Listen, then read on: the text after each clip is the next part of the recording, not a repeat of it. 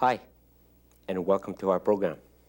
On today's show, three elders from Paulatuk talk about the hunting and gathering of food from the land a long time ago. They also remember how this food was processed and prepared for them and their families to sustain them for the long winters ahead. We're glad that you could join us. For TAMAPTA, I'm Lawrence Rogers.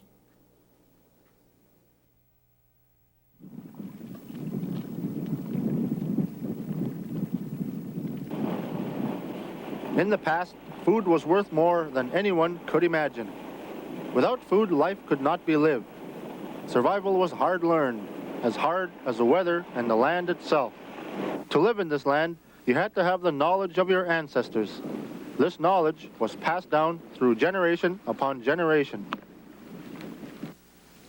I used to see people making dry fish, dry meat, cut up all oil, soon as you bring it in.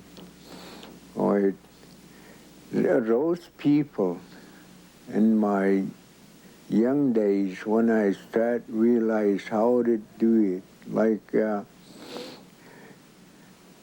she saved every bit of meat of oil, and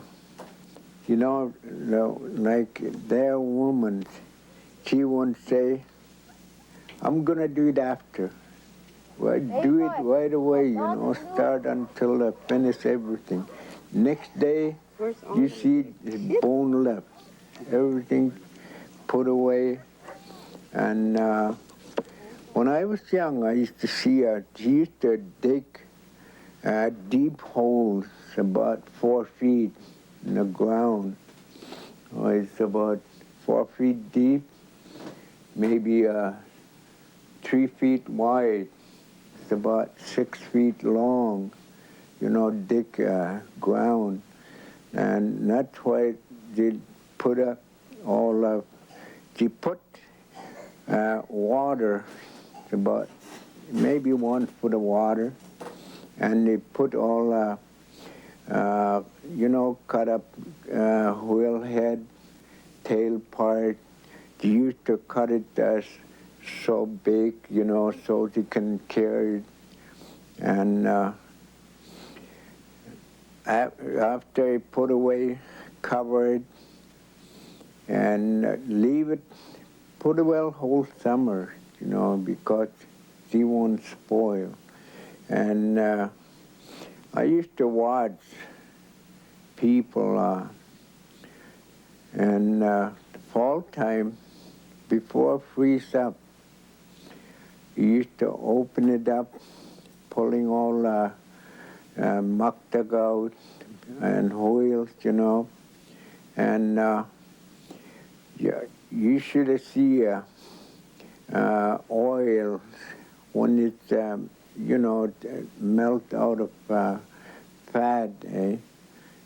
You get about 1 foot or more, and people make all of bikes.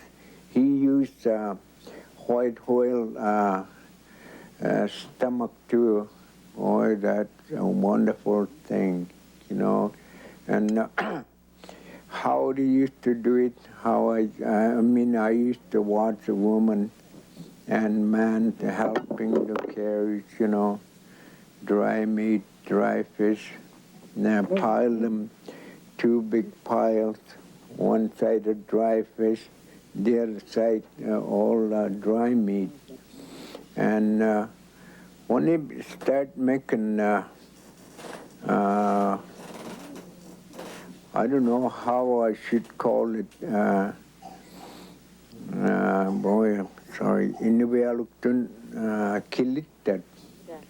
But Kilitat, I don't know how to say it in English. Yeah, I think Nora told me about that. Yeah. The other day she didn't know how to express it in Yeah. terms.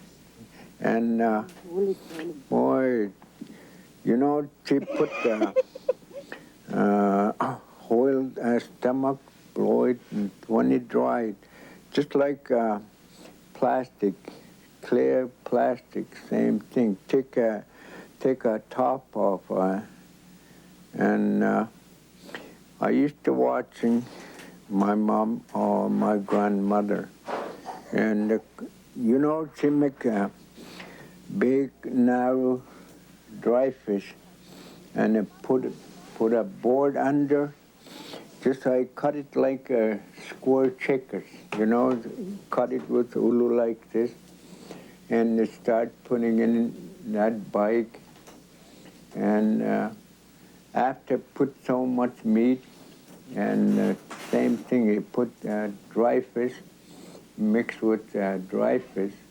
When they fill it up to a top, and he take a pail, you know, take a pail and take a pail full of oil, just pour it in. And after, you know, she filled it like according to a bike, she have to be filled. Covers all dry fish and dry meat. And after I finished, tied it up. You gotta have an air hole, you know, and he put an air hole in.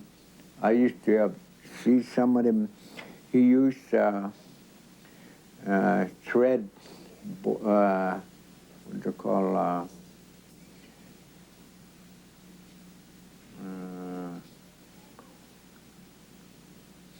Like a pole of thread, wood, and tied it up, put a little plug in.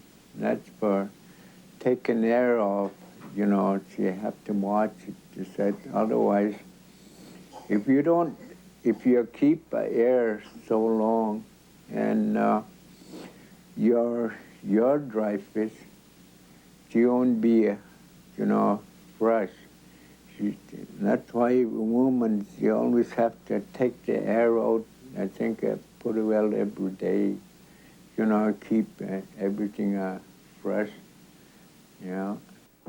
The skilled and always weather-beaten hunters, along with their wives, would teach their young the survival and preserving techniques that would enable them to grow and eventually pass this hard-earned knowledge to their children. So sometimes when it's a good year of fishing, we do well enough for the whole year with fish, seal, a little bit of seal, fish. But a lot of times it's hard to get caribous anyway. They have to go long ways to get caribou. And to get enough for the year, you need a good amount of meat to last you for the whole year. Because it's in the winter, in midwinter, when you're short of meat and they have to travel, they have to go way up in the tree lines to get. When you hunted your seals for your dog feed, you'd also hunt seals for the food? Oh yeah, well, people long ago, they mostly use those young seals. They eat young seals, but they always keep them bigger ones for dog food.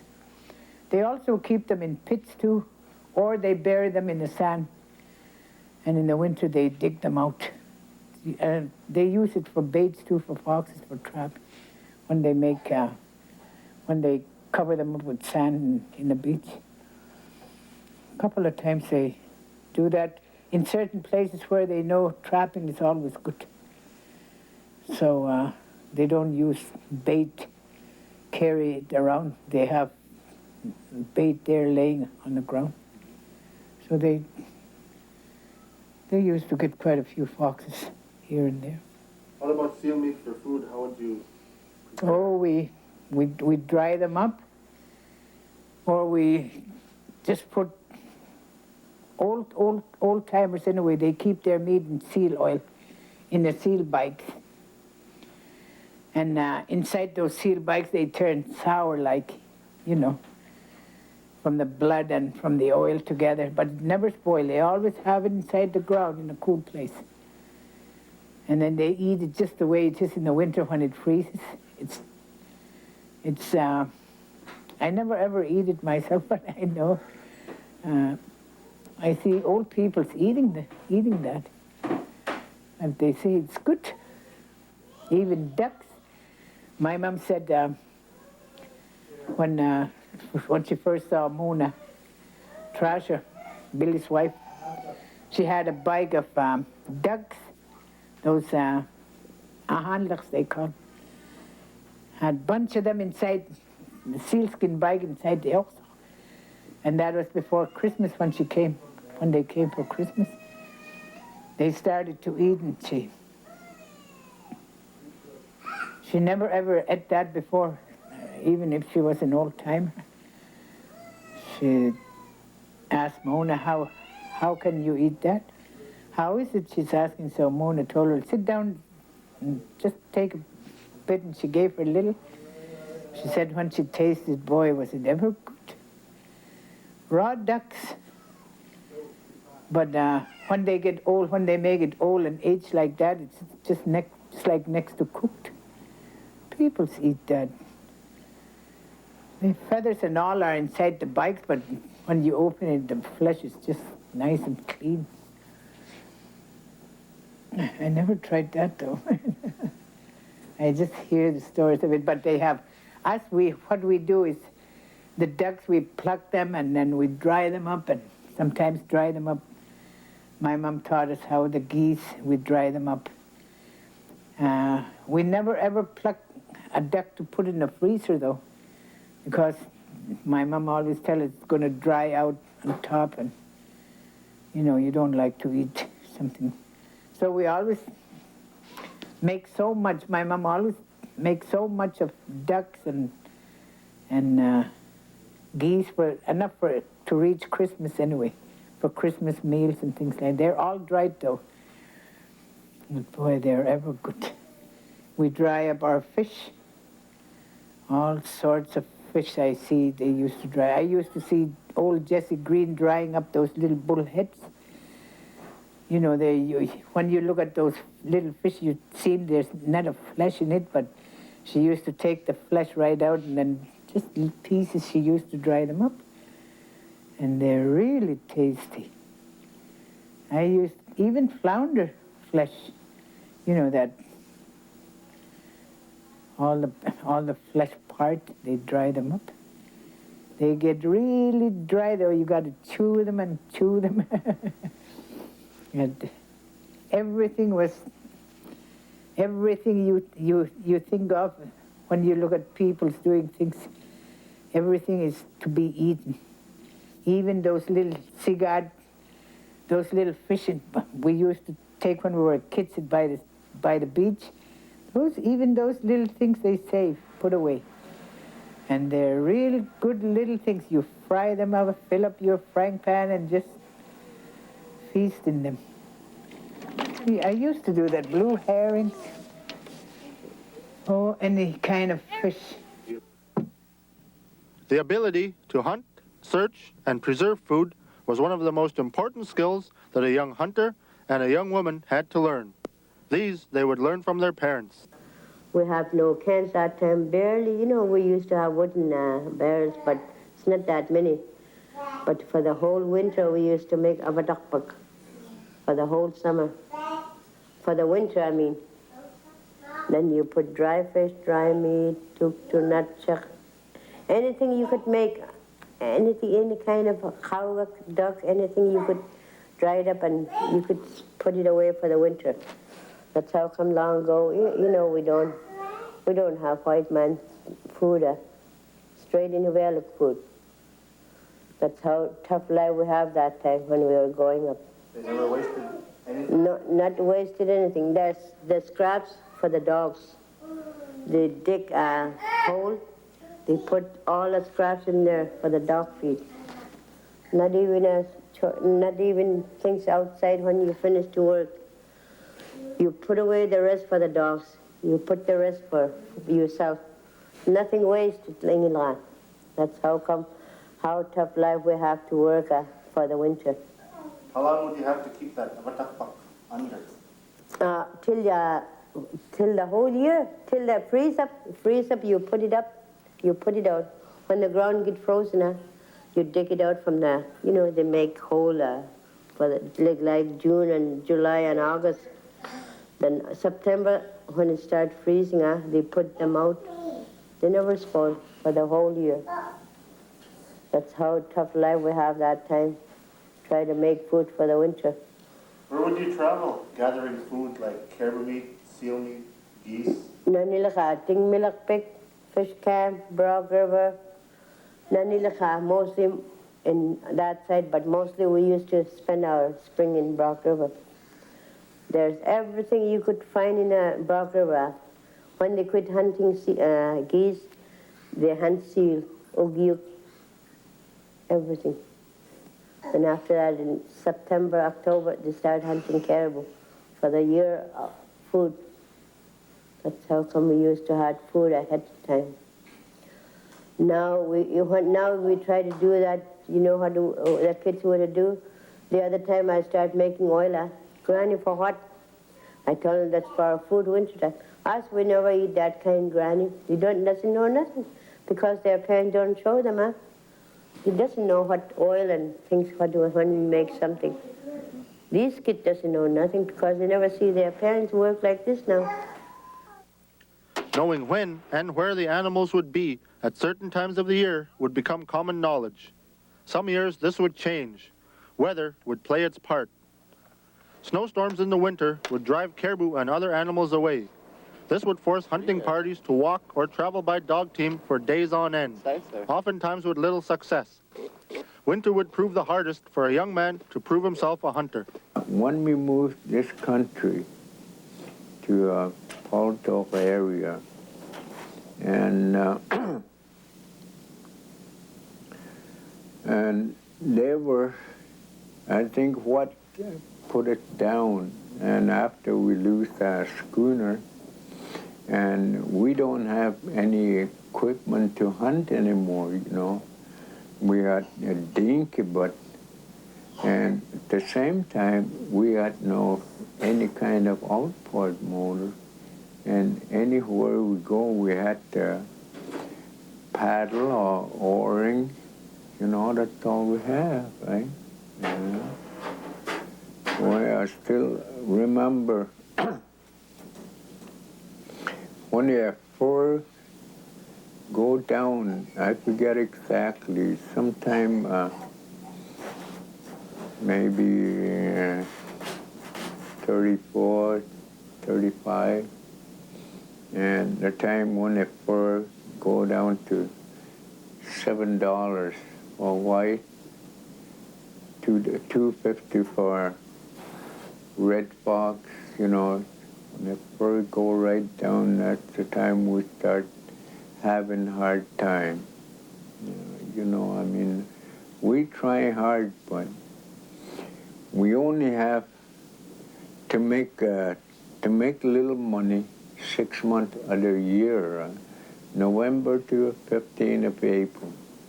And that's it. What about the rest of another 6 months, We have to struggle to, to find something to eat, or trying to find, trying to put up much as we can, going to fishing places, making dry meat and dry fish, and the same time, and we used to have, especially when this kind of weather, when it gets rough, weather is down, we got no motor to go out, and every time when it's weather is down, like when it's windy, and I think that's just like we're time off, having a rest.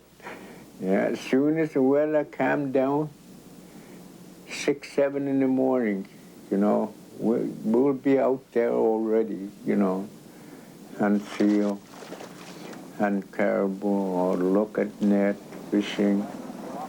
We try hard to try and get everything, winter food, winter supply for dog feed, and because dogs, that's very, very important for us.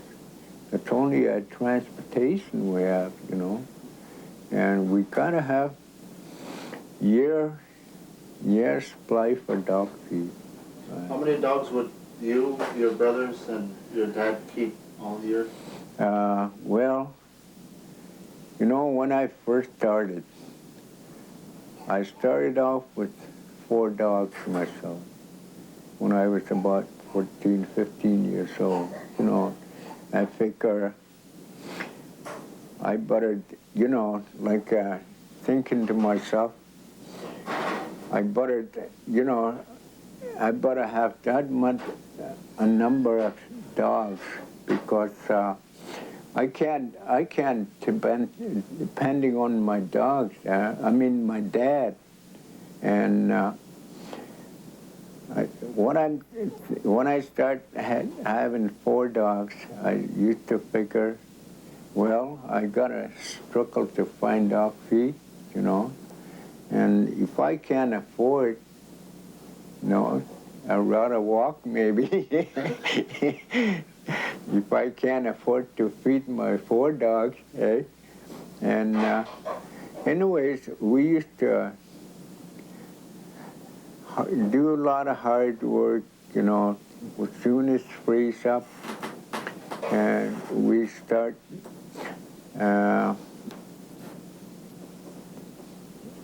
fishing under the ice, you know, different lakes, trying to find better lakes.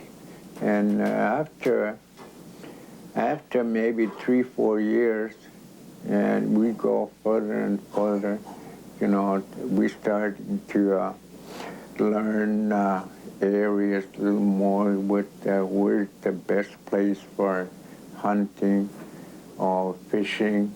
You know, we get to know country more and more every year, right? Anywhere you could go here, sumilaka sangawaktuan, you know, move around. We don't stay in one place. You know, boat, we travel around, we stop, we start fishing, dry fish, and then we start again, go anywhere. We never stay in one place. We travel all the shore here like this. We used to end up, then after that we start going back where we're going to stay for the winter. We start again back for the winter. How long would it take you to go from Rock River to Cape Perry, like say, from different months that you have to travel? You mean with boat? Or when would you go to Cape Perry, or when would you go to Brock? Oh, like not long ago, Hanikun, like when Dewland started, that's how come we used to start going to Cape Perry. We used to stay in Cape Perry for the whole year because the old manager, Hudson Bay, was in Cape Perry. Then we leave for the winter, and May we start crossing to Fish Camp and Brock River to spend the spring. Would you fish in Fish Camp? Mm-hmm. We used to stay right to June 7, 8, 9 sometimes, because we used to start fishing in the cracks. After we get fish to get enough geese, we used to start going back to Cape Perry. Would you fish at Krauts sometimes? We don't pass Krauts. We go straight from Fish Camp and Brock River straight to Cape Perry to Penny Point, because you know you travel around cracks already was dangerous. On June 7, 8, we used to start cross from there to Fish Camp or Brock River, straight to Penny Point. From there, we go to Cape Perry. Where would you make your Pipsy? Upinami, like Arco Bay, Brock River, Fish Camp. Anywhere you could land, you could make Pipsy. The fat of the caribou, you save so much too. They save so much in bikes. In the fall time, you know, when the caribous get real fat, they save all that fat. And in the winter, you make Eskimo ice cream with it. Maybe you're fed up, kind of tired of eating one thing, you do something else to make the food different. How do you make that? You cook your meat, cook it till it gets really soft, and then dry up the meat a little. And then with ullus, you chop them up in little pieces. And then dry it up a bit in the oven too before you put inside that oil, that fat. And it's How would you make that? very delicious. You just stir it with your hands. Keep stirring it like that. Put once in a while you put seal oil in it. Aged oil though. You keep stirring it. Whenever you put oil inside, the fat gets soft. And then the next time you stir it, when it starts getting stiff, you put a little more oil and it gets soft again. You go on and on like that till the fat gets real foamy. Just like when you put that fudge stuff on top of the cake. When you take some out and you drop it, and when it stands up like candles, well, that means it's good now. It's time to put all your fruit and meat in there. You know, we ate a lot of that when I was a kid because my mom was always making that stuff. Thank you for joining us on TAMAPTA. Without this type of knowledge and information passed on from generation to generation, sustaining from the land would be a lot harder for us today. See you next time. Ilanilu. Do this, do that. You feel funny because you're not doing it yourself. But things I learned from my mom, drying, how to dry fish and how to dry meat.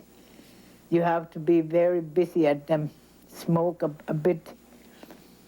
Not smoke it all up, you know, too much, but you have to learn how to have the fire on. Not burning, but a little smoke. When you have his Evik. And then you keep turning the meat and fish around, stretching them so no part of it will stay raw. Lots of work, but after you're done with your work, you just sit there and enjoy your meals. Yeah.